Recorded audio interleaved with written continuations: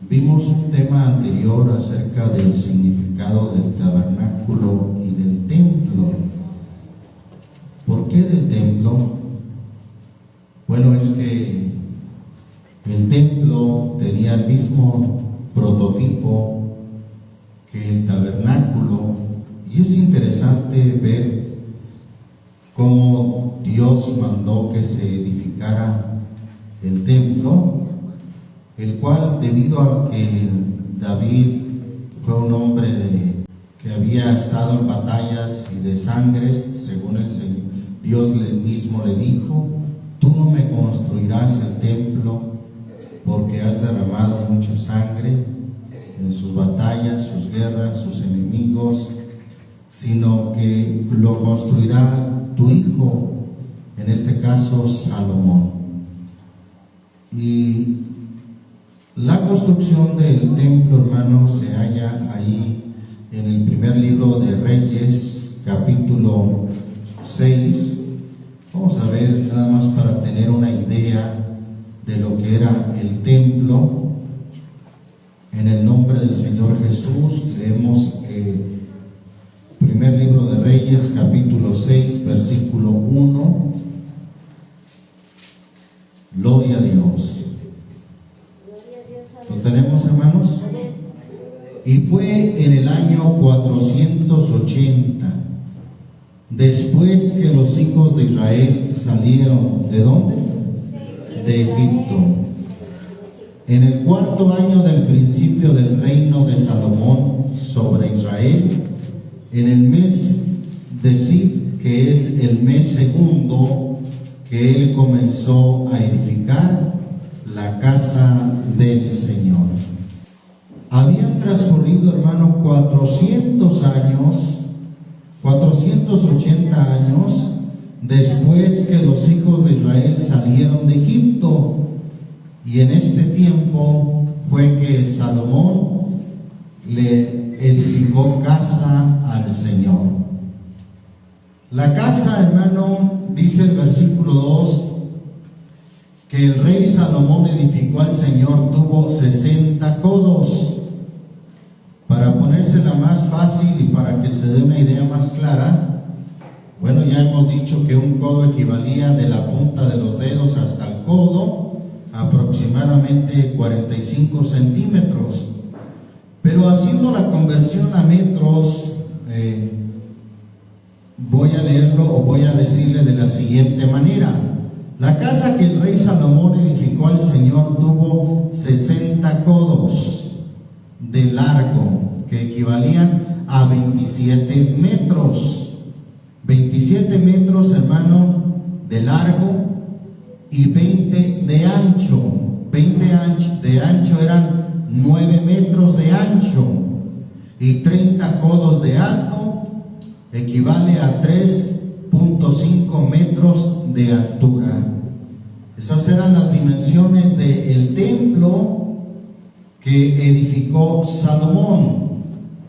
Luego vemos algunas otras medidas importantes. Por ejemplo, dice el versículo 14: así que Salomón labró la casa y acabóla, y aparejó las paredes de la casa por de dentro con tablas de cedro, vistiéndola de madera por dentro, desde el solado, dice la versión 60, desde el suelo de la casa hasta las paredes de la techumbre. Cubrió también el pavimento con madera de haya, la versión 60 dice, y bueno, aquí también aparece una nota que dice que era madera de ciprés. Asimismo hizo el cabo o el fondo de la casa, un edificio de 20 codos. 20 codos, recordemos que equivale a 20 metros. Cuando habla de la casa al fondo, se refiere al lugar santísimo, que era de 20 codos de tablas de cedro, desde el solado, desde el suelo hasta lo más alto, y fabricóse en la casa un oráculo que es el lugar santísimo. Gloria a Dios. Y la casa, a saber, el templo de dentro, tenía 40 codos. Otra vez las medidas, 18 metros. 18 metros. Y la casa estaba cubierta de cedro por de dentro y tenía entalladuras de calabazas silvestres y de botones de flores. Todo era cedro, ninguna piedra se veía. Y adornó el oráculo o el lugar santísimo por de dentro, en medio de la casa, para poner allí, ¿qué cosa, hermano? El arca del pacto del Señor. Esto era lo más importante del templo, y lo fue también del tabernáculo, el arca del pacto. Hemos leído, hermano, qué contenía el arca del pacto. Ahí estaban las tablas de la ley. El libro o la carta a los Hebreos menciona que también estaba la vara de Moisés que reverdeció, y también el maná. Ahí estos enseres se guardaban dentro del arca del pacto. Bendito el nombre del Señor Jesús. Dice el versículo 19: y adornó el oráculo, es decir, el lugar santo, el lugar santísimo, por de dentro, en medio de la casa, para poner allí el arca del pacto del Señor. El lugar santísimo, dice la versión 60, estaba en la parte de adentro, el cual tenía 20 codos, o sea, 9 metros de largo y otros 20 de ancho, o sea, otros 9 metros de ancho y otros 9 metros de altura, y vistiólo de oro purísimo. Asimismo cubrió el altar de cedro. Prácticamente era un cubo, el lugar santísimo, de 9 metros de largo, 9 de ancho y 9 metros de altura. En ese lugar santísimo, hermano, en lo que era el arca del pacto, había unos querubines, pero adicionalmente a eso, mire lo que se construyó en el lugar santísimo. Versículo 23: hizo también el oráculo o el lugar santísimo, o en el lugar santísimo hizo 2 querubines de madera de oliva, cada uno de altura de 10 codos, o sea, de 4 metros y medio. Esa era la altura de los querubines. Una ala del querubín tenía 5 codos. Otra vez hablamos de codos. 2 metros 25 centímetros. Una ala del querubín tenía 5 codos, y la otra ala del querubín otros 5 codos, o sea, otros 2 metros 25 centímetros. Así que había 10 codos desde la punta de una ala hasta la punta de la otra. Asimismo, el otro querubín tenía 10 codos, porque ambos querubines eran de un tamaño y de una anchura. La altura del uno era de 10 codos. ¿Cuánto dijimos que eran 10 codos? 4 metros y medio. Y asimismo el otro. Y bueno, menciona, hermano, adicionalmente al tabernáculo, ahí estaban estos 2 querubines en el lugar santísimo. Por eso hay escrituras, inclusive en los salmos, que habla de Dios que mora entre los querubines. ¿Por qué? Porque Dios había de manifestar su presencia en ese lugar, en el lugar santísimo, entre los querubines. Dice otros datos importantes. Dice el versículo 32: las 2 puertas eran de madera de oliva, y entalló en ellas figuras de querubines y de palmas y de botones de flores, y cubriólas de oro. Cubrió también de oro los querubines y las palmas. Note usted, hermano, que habla no de imágenes, sino que habla de figuras. Recuerde que esto no son imágenes, puesto que no eran de la imaginación de Salomón, no eran de la imaginación del hombre, sino sino que eran conforme al diseño que les fue mostrado por Dios para hacer este templo. Las instrucciones y el diseño fue dado a David por mano del Señor. Y bien, dice más adelante, entre otros datos importantes que señalar, el versículo 33 dice: igualmente hizo a la puerta del templo postes de madera de oliva cuadrados, pero las dos puertas eran de madera de haya o de ciprés, y los dos lados de una puerta eran redondos. Otra versión dice que eran giratorias, y los otros dos lados de la otra puerta también eran redondos o eran giratorias. Entalló en ellas querubines y palmas y botones de flores, y cubriólas de oro ajustado a las entalladuras. Bien, hemos visto, hermano, que en la tradición de los judíos, tanto el tabernáculo como el templo tenían estas figuras como una representación de lo que fue el jardín del Edén. Ese mismo prototipo lo encontramos en el tabernáculo y lo encontramos en el templo.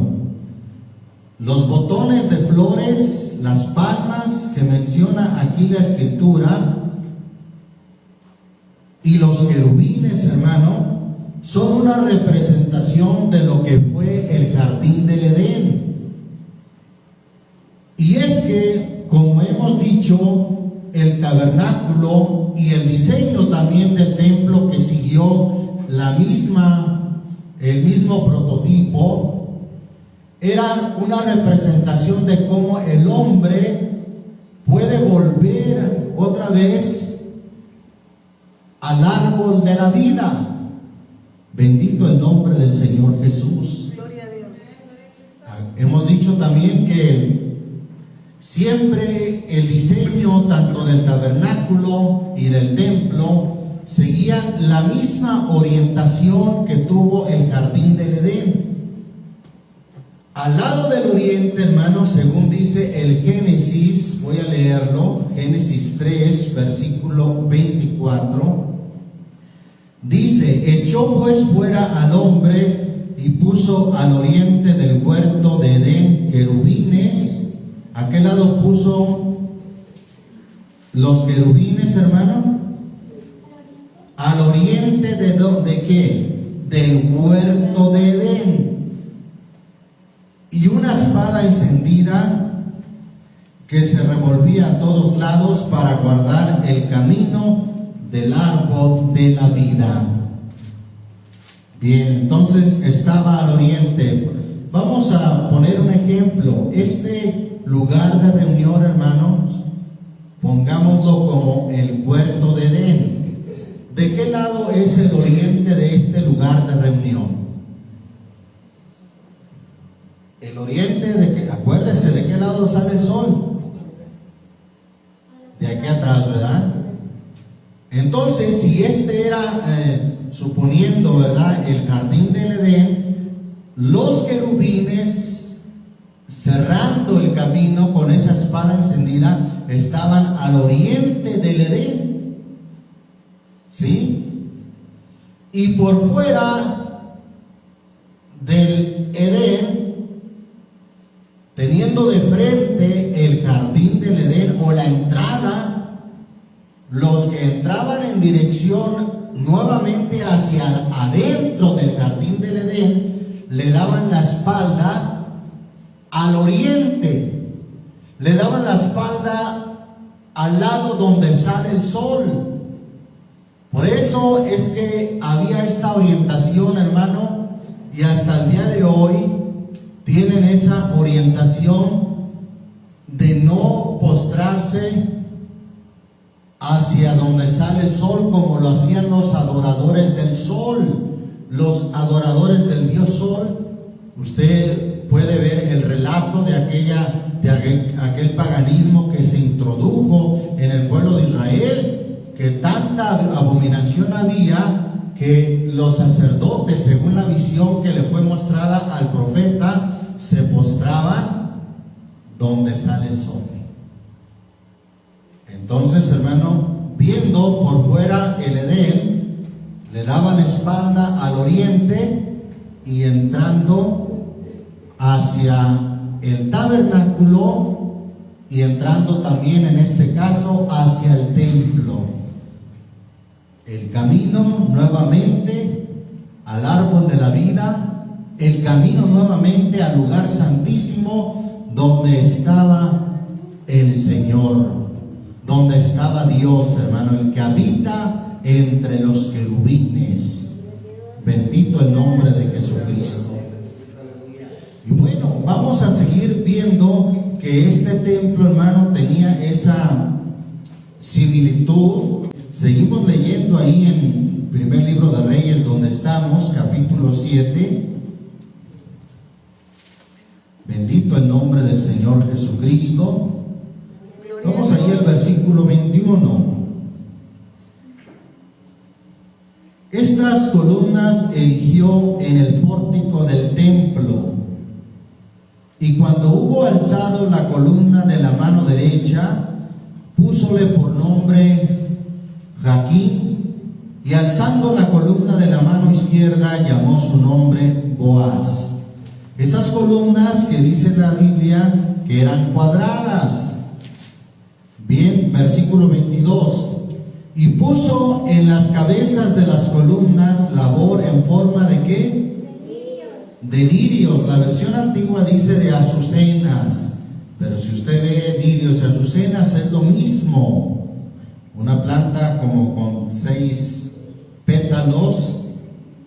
Y bueno, esa forma tenían. Una vez más nos encontramos con una similitud al jardín del Edén, con una representación de lo que era volver al jardín del Edén a través de este diseño, a través del tabernáculo primeramente, el cual fue construido en el desierto, y ahora a través del templo.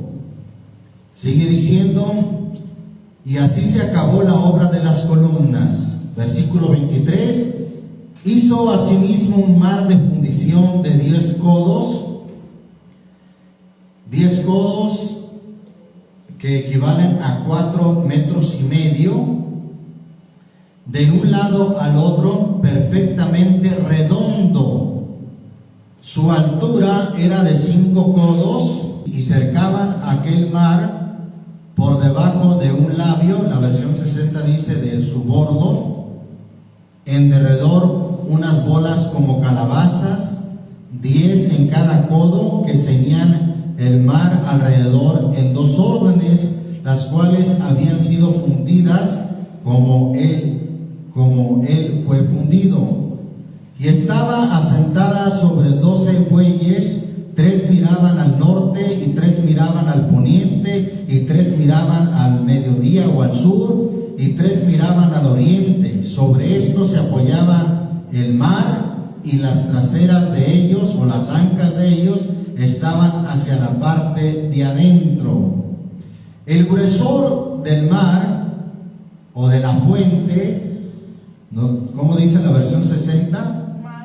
Mar, también dice mar. Era de un palmo eran 21 centímetros, y su borde era labrado como el borde de un cáliz o de flor de lis, y cabían en él 2,000 batos. Bueno, aproximadamente la mayoría coinciden que la medida de un bato eran 22 litros.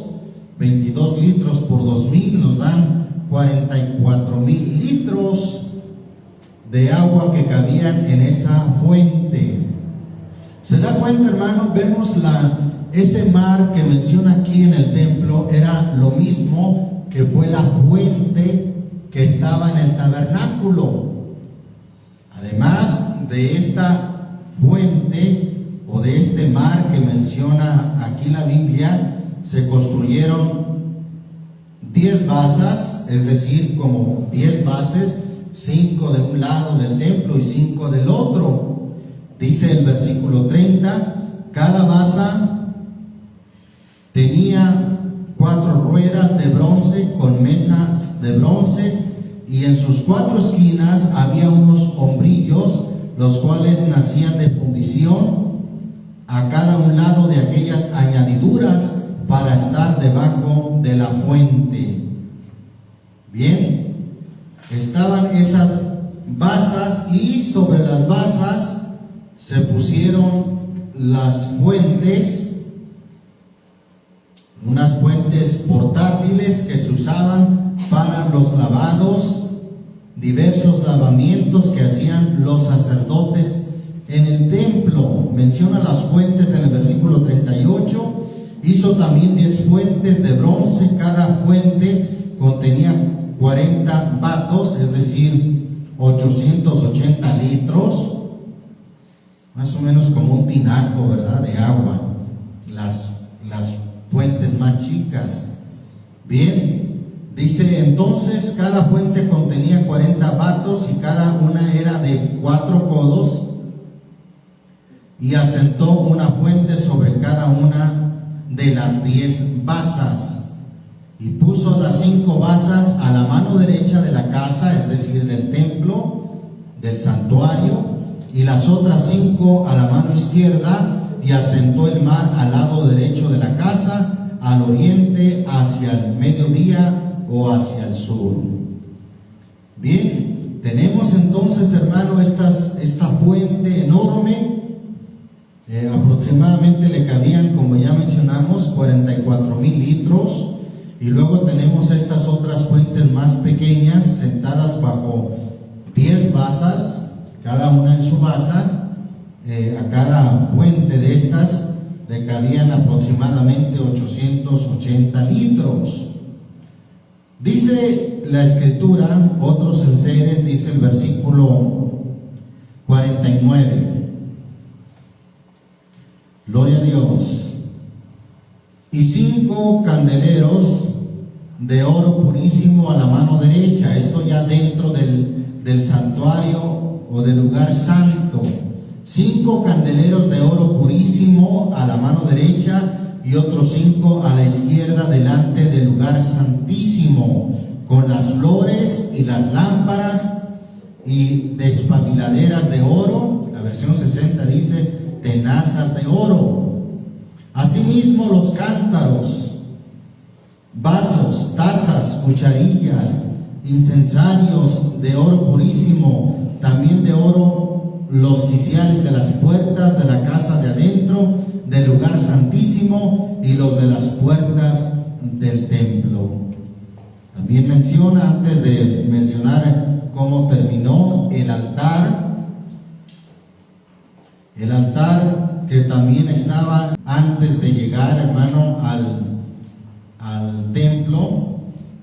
Estaba primeramente el altar, y bueno, también tenemos la mesa de la proposición. Versículo 48 dice: entonces hizo Salomón todos los vasos, todos los enseres, dice la versión 60, que pertenecían a la casa del Señor, un altar de oro y una mesa sobre la cual estaban los panes de la proposición, también de oro. Ahí están los mismos, prácticamente los mismos elementos que había en el tabernáculo, hermano. ¿Qué había a la entrada en el atrio?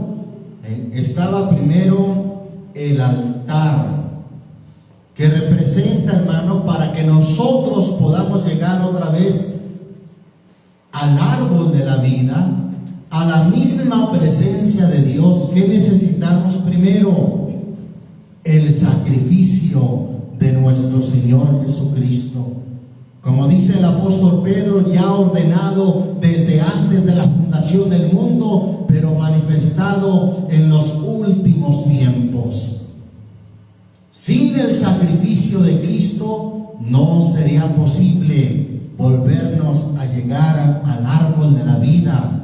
Sin el sacrificio de Cristo, hermano, que dio su vida por nosotros, no sería posible el perdón de nuestros pecados para ser purificados y para llegar a la presencia de Dios, para llegar limpios a la presencia de Dios. Por eso primero en la entrada lo que estaba era el altar donde se hacían los sacrificios. Ahora ya no hay sacrificios, hermano, de animales, porque el sacrificio de Cristo fue el último sacrificio para siempre. Dice la Escritura, para contar los pecados de muchos para siempre. Gloria a Dios. Para poder llegar al lugar santísimo, a la presencia de Dios, de donde Adán y Eva fueron echados fuera, hermano, primero era necesario el sacrificio, el altar. Luego, ¿qué tenemos enseguida del altar? Aún en el templo, ese gran mar de agua y todas las fuentes para el lavado que había, 5 a la mano derecha y 5 a la izquierda. Esas fuentes, esa agua, hermano, representa que una vez que aceptamos el sacrificio de Cristo, somos bautizados en el nombre de Jesucristo para el perdón de los pecados. Como dice la Escritura y como ya hemos visto, primera de Pedro 3:21 dice, el bautismo que ahora corresponde nos salva. Gloria a Dios. Jesús le dijo a Nicodemo, el que no naciere de agua y del Espíritu no puede entrar al reino de Dios. Allí está el agua. Luego, hermano, entrando al templo, otra vez estaban los candeleros, 5 a la mano izquierda y 5 a la mano derecha, que tenían que ser de oro purísimo, representando, hermano, la pureza con la cual el Señor tiene que purificar nuestras vidas. Su iglesia tiene que presentarse sin mancha ni arruga.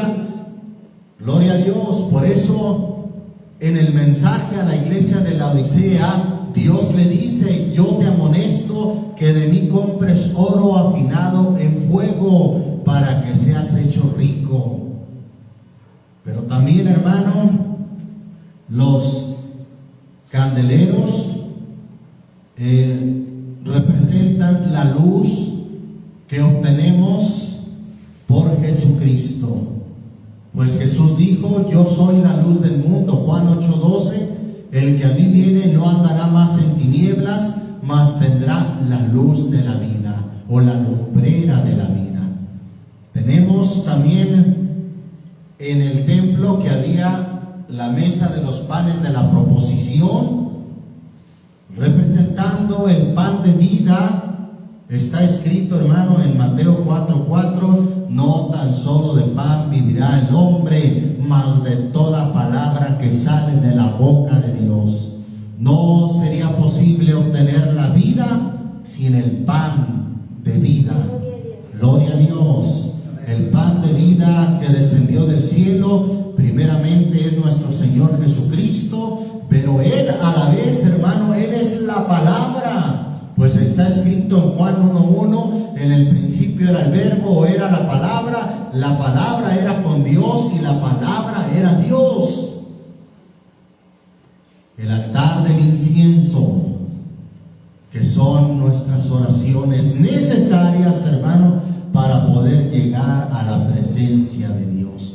No sería posible sin las oraciones llegar al Señor, pues está escrito, sabemos que Dios no oye a los pecadores, mas si alguno es temeroso y hace su voluntad, ¿qué dice la Biblia? A este oye.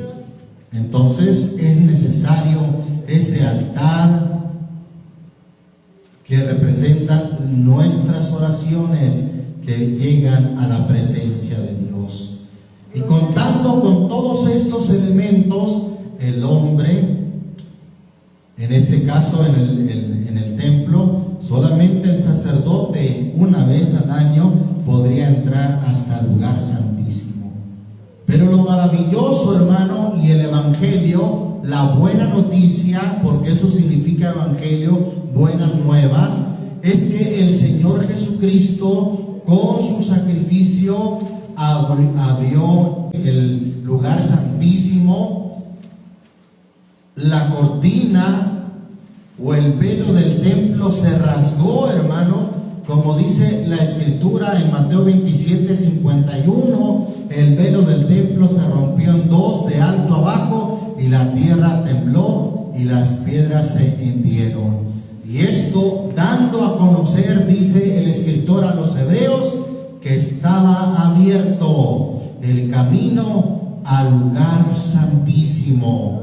Y ahora nosotros podemos llegar hasta el árbol de la vida, que es nuestro Señor Jesucristo, sí, para tener vida. Después de que el hombre fue echado fuera, Adán y Eva, del jardín del Edén, ahora, hermano, nosotros tenemos acceso hasta el lugar donde mora el Señor, el cual está, como dice la escritura, entre los querubines. Bendito el nombre del Señor Jesucristo.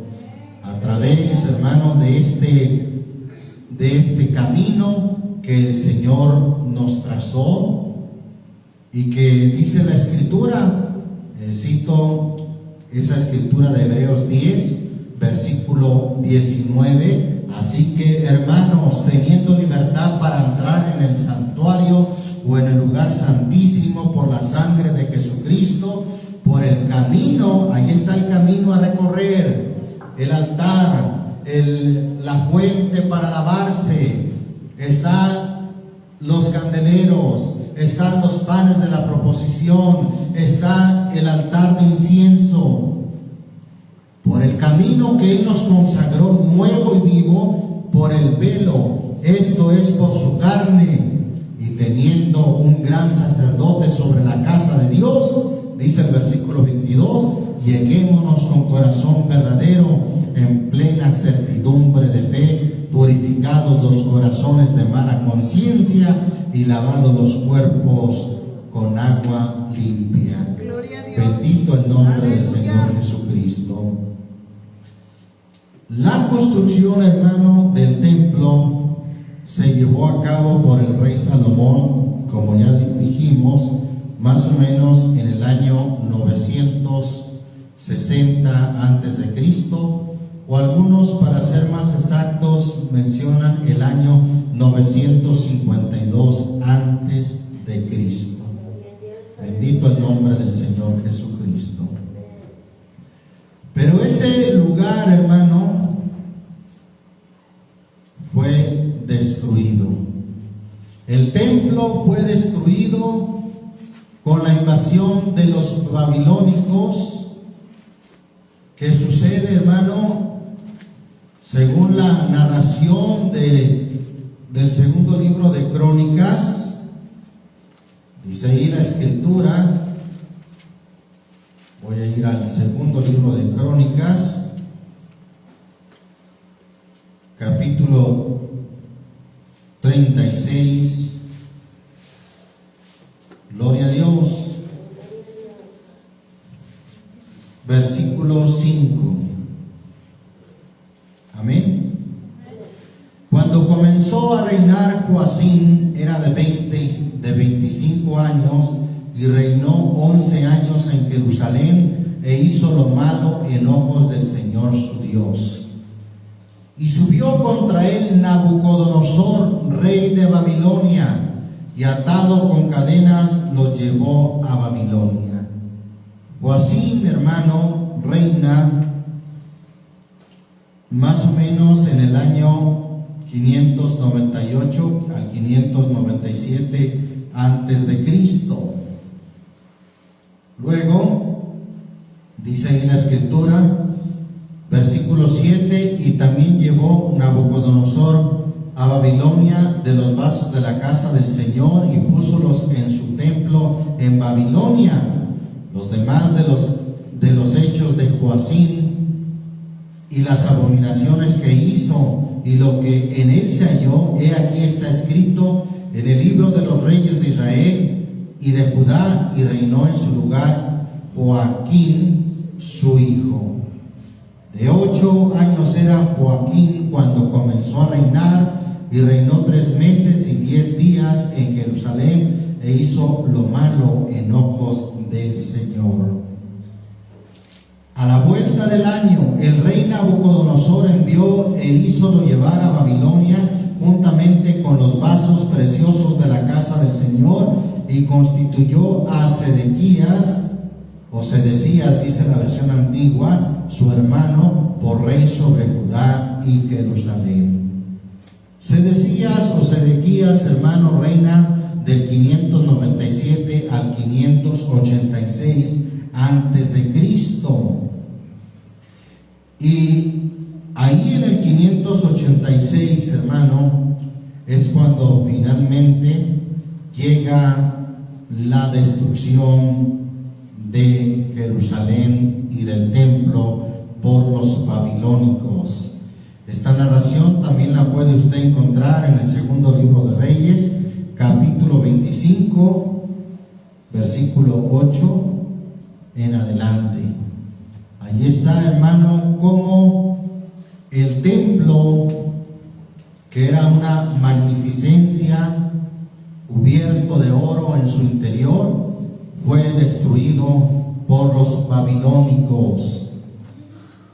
Ahora, lo que hacía más significativo al templo, hermano, y lo de más valor para el pueblo de Israel, era el arca. ¿Qué pasó con el arca, hermano?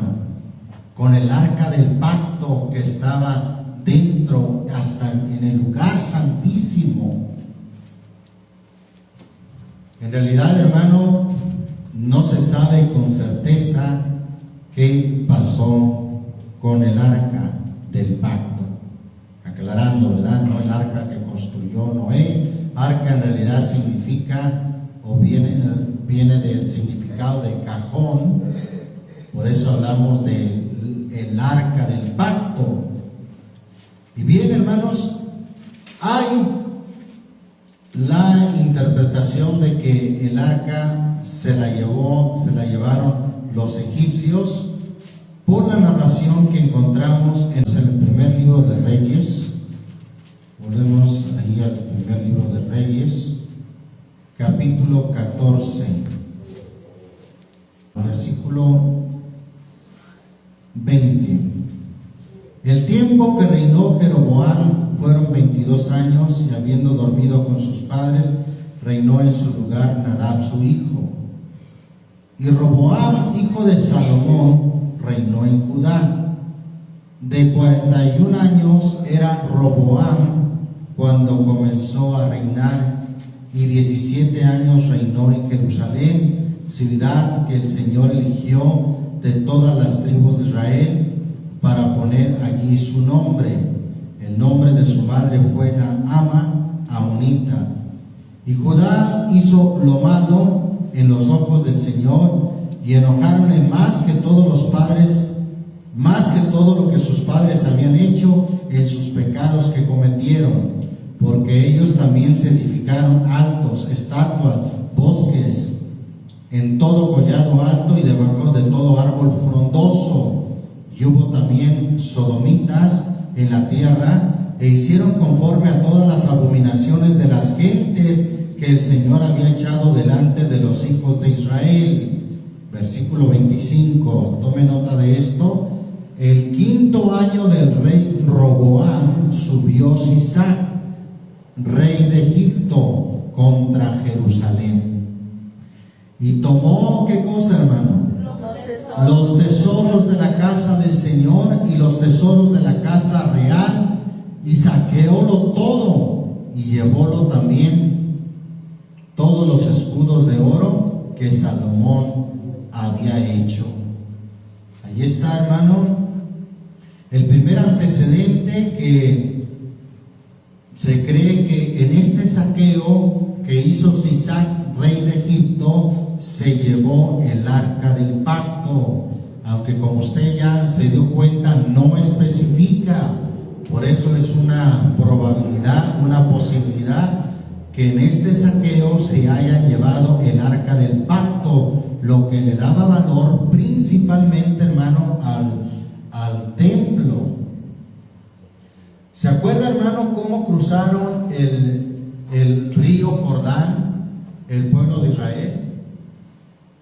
Con el arca del pacto por delante, hermano. Y en cuanto las plantas de los pies de los levitas que cargaban el arca se pusieron en el río Jordán, en ese momento, hermano, se abrió el río Jordán para que pasara el pueblo de Israel. En ese tiempo el río Jordán se dice que era un río bastante caudaloso, hermano, y se detuvieron las aguas, y lo que hizo posible fue que el arca se puso por delante y les dio el pase al pueblo de Israel atravesando el río Jordán. Si usted ve o lee el relato de la victoria sobre Jericó y cuando los muros cayeron, hermano, ¿qué es lo que llevaban delante también? El arca del pacto. Gloria a Dios. Es la que iba por delante y les dio la victoria en esa batalla contra Jericó. Entonces el arca, hermano, en realidad tenía un grande significado. Bendito el nombre del Señor Jesucristo. Otros creen que el arca fue saqueada, fue inclusive destruida en el reinado del rey Manasés, un hombre muy impío. Vamos a verlo ahí en el segundo libro de Reyes 21, versículo 1 en adelante. ¿Lo tenemos?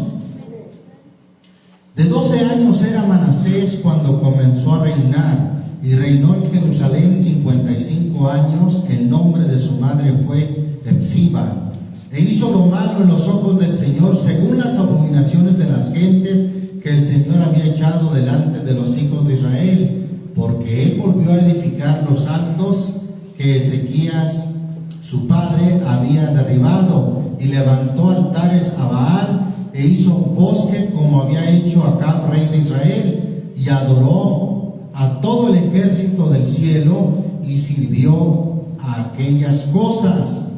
Asimismo edificó altares. ¿En dónde, hermano? En la casa del Señor. Altares de Baal, altares idolátricos. Edificó altares en la casa del Señor, de la cual el Señor había dicho: yo pondré mi nombre en Jerusalén. Y edificó altares para todo el ejército del cielo, es decir, un altar para el sol, otro altar para las estrellas, para los astros. Ya ve que tenían por dioses a Marte, a Mercurio, a Venus, a Júpiter.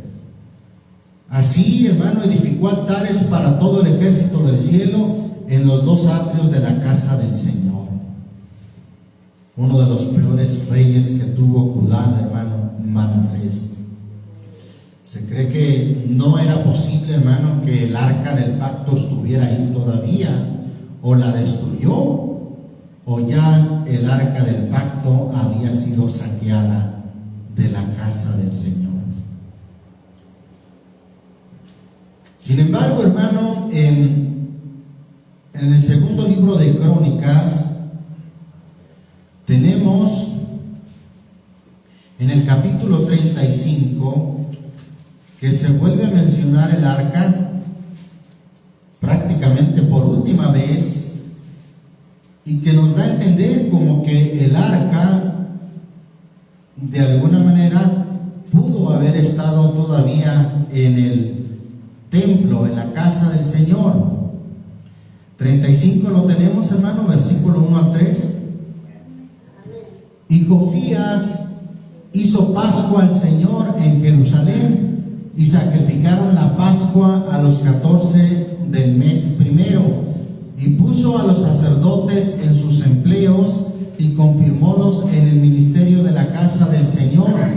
Y dijo a los levitas que enseñaban a todo Israel y que estaban dedicados al Señor: poned el arca del santuario en la casa que edificó Salomón, hijo de David, rey de Israel, para que no la carguéis más sobre los hombros. Ahora serviréis al Señor vuestro Dios y a su pueblo Israel. Bien, alguien alude que no dice precisamente que vieron el arca o que la metieron en la casa, no, sino que es solamente una referencia de lo que mandó Josías. Pero bien, también eso es una teoría. Sin embargo, aquí nos vuelve a mencionar el arca del pacto, cuando Josías dice: poned el arca del santuario en la casa que edificó Salomón, hijo de David. ¿Dónde la tendrían? No dice aquí la Biblia. Quizás la tenían por ahí descuidada, arrumbada, no sabemos. Aunque tomando en cuenta que la cubierta era de oro, donde estaban los querubines en la cubierta del arca, pues es poco probable que estuviera hasta aquel tiempo. Pero, hermanos, si el arca estuvo hasta ese tiempo del rey Josías, entonces si entra la otra probabilidad de que el arca fue finalmente saqueada, como ya leímos ahí en el capítulo 36, cuando Nabucodonosor, rey de Babilonia, invade y saquea y destruye el templo. De ahí no se vuelve a mencionar el arca, excepto por una escritura de Jeremías que la vuelve a mencionar. Pero miren en qué sentido lo menciona. Jeremías capítulo 3,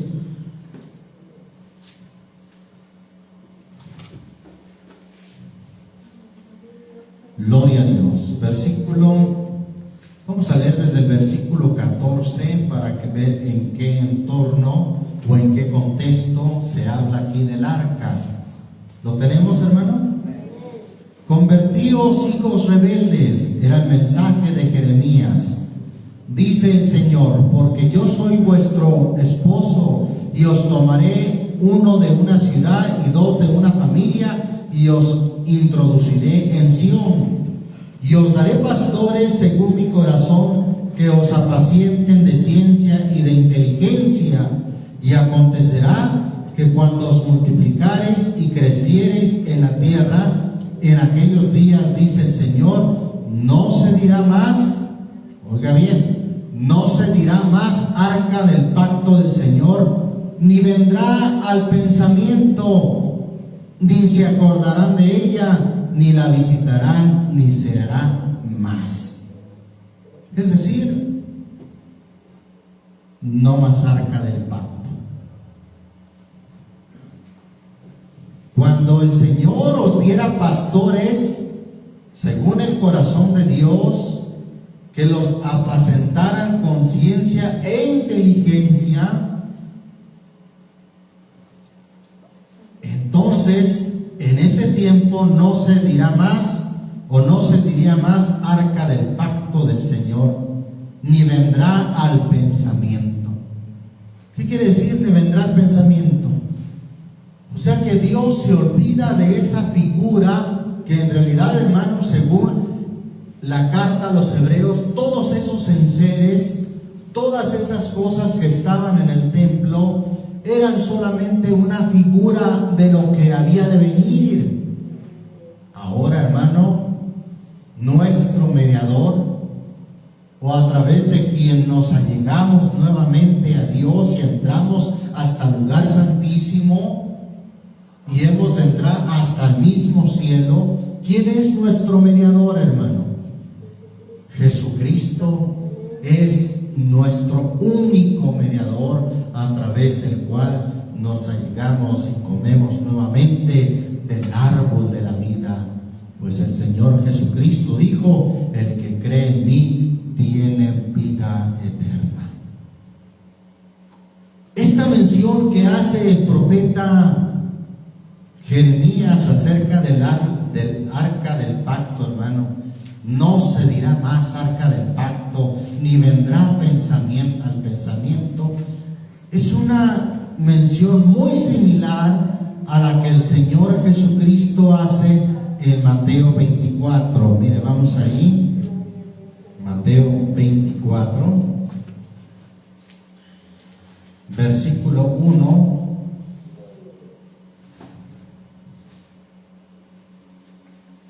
y 2. ¿Lo tenemos, hermanos? Y salido Jesús, íbase del templo, sí, el templo, no el original que edificó Salomón, pero recuerde que ese templo fue reedificado posteriormente en el tiempo de los reyes de Persia. Concedieron que se volviera a reconstruir el templo. Usted puede ver eso en Esdras, en el libro de Esdras, y más o menos en el año 457 antes de Cristo se volvió a reconstruir el templo, sí, el templo que habían destruido el rey de Babilonia y su ejército. Fue en el 457 que se hizo una reconstrucción del templo. Pasaron del 960, cuando se construyó originalmente, estamos hablando antes de Cristo, al 586, ¿cuántos años son? A ver. Del 960, quítale 586. 374 años. 374 años transcurrieron con el primer templo que edificó Salomón. Haga otra cuenta, del 586 réstele 457. ¿Cuánto es? 129 años. 129 años transcurrieron aproximadamente después de que se destruyó el templo y se volvió a construir un segundo templo, podemos decirlo así, aunque algunos dicen que era el mismo templo, y realmente al que llaman segundo templo es al que construyó Herodes. En el 457, hermano, se vuelve a reconstruir el templo, según nos narra Esdras capítulo 7. En el 37 antes de Cristo se vuelve a reconstruir el templo, o pudiéramos decir se vuelve a remodelar, pues en gran manera, porque el monte del templo, hermano, era literalmente un monte muy estrecho y empinado como un monte, ¿verdad? Y Herodes propuso al pueblo judío, a los judíos, reconstruir ese templo, e hizo una gran explanada. Esa explanada prácticamente todavía se encuentra. Hizo una gran explanada y le hizo muros de contención. En realidad, hermano, la profecía del Señor Jesús que dijo: no quedará o no será dejada aquí piedra sobre piedra, refiriéndose al templo, que no sea destruida, esa profecía se cumplió literalmente. El muro de los lamentos, que está viendo de frente esa gran explanada donde hoy en día está la mezquita de la Roca. Bueno, más bien no es mezquita, dicen que es una especie de templo o de santuario, el Domo de la Roca, y ahí está también la mezquita de los musulmanes. El Domo de la Roca, dicho o corrigiendo de esa manera, fue construida por los musulmanes en el año 691 ya de nuestra era. Pero, hermano, haciendo referencia a esa gran explanada que construyó Herodes, uno de los muros que servían como muros de retención para hacer esa explanada es lo que hoy queda alrededor, y es parte del muro occidental llamado el Muro de los Lamentos. Quiere decir esto, hermano, que en realidad muros del templo ya no existen. No quedó piedra sobre piedra que no fuese destruida. Y hay, hermano, en las afueras de esa gran explanada, rocas, grandes rocas que están ahí como parte de la destrucción que hubo en Jerusalén, que sí puede decirse que fueron parte de lo que fue el templo, pero esas no están edificadas una sobre otra, están tiradas en el suelo. El Muro de los Lamentos no era parte del templo, era parte de los muros de contención de la gran explanada que hizo Herodes en el año 37 antes de Cristo. Y ese templo que reconstruyó o renovó Herodes, que lo hizo muy imponente, hermano, y con cierta arquitectura griega o helenística o al estilo de los romanos, la cual ellos habían heredado también de los griegos, lo hizo un lugar muy imponente, un lugar verdaderamente, según los narradores, los historiadores, un hermoso templo, pero que finalmente, hermanos, se cumplió la profecía que el Señor dio. En el año 70 de nuestra era fue destruido el templo en su totalidad. Fue destruido totalmente, fueron quemadas, ardían las paredes con fuego. Hay vestigios que se encuentran carbonizados, lo que fue en un tiempo aquellas rocas, aquella plataforma, aquella explanada original que construyó Herodes, se halla quemada. Hay sedimentos de aquella quemazón que hubo. El fuego abrazó todo, hermano. Fue un asedio, hermano, que se dio en el año 69 de nuestra era, según los historiadores, en el tiempo de la Pascua, más o menos en el mes de abril. Y ese asedio, hermano, duró más o menos hasta el año 70, en el mes de septiembre, que corresponde a nosotros. Aproximadamente 1 año 5 meses duró ese asedio contra Jerusalén, porque no fue fácil, hermano, derribar sus murallas y derrotar a los judíos que estaban defendiendo Jerusalén. No fue tarea fácil. Inclusive dicen que el general Tito, hijo de Vespasiano, trató de negociar con los que defendían Jerusalén, y aquel negociador o aquel mensajero que fue enviado lo recibieron con una flecha, fue Pues esto enardeció más a los romanos, ¿sí? Que si habían pensado guardar el templo y no destruirlo, enfurecidos, enardecidos, quemaron y destruyeron todo. Jesús dijo: no será dejada piedra sobre piedra que no sea destruida. Y es ahí donde vamos a enfatizar, hermano, en nuestro próximo estudio o enseñanza de la palabra de Dios, porque muchos hoy en día le dan una gran importancia a la reconstrucción del templo, cuando el Señor le marcó su fin de ese templo.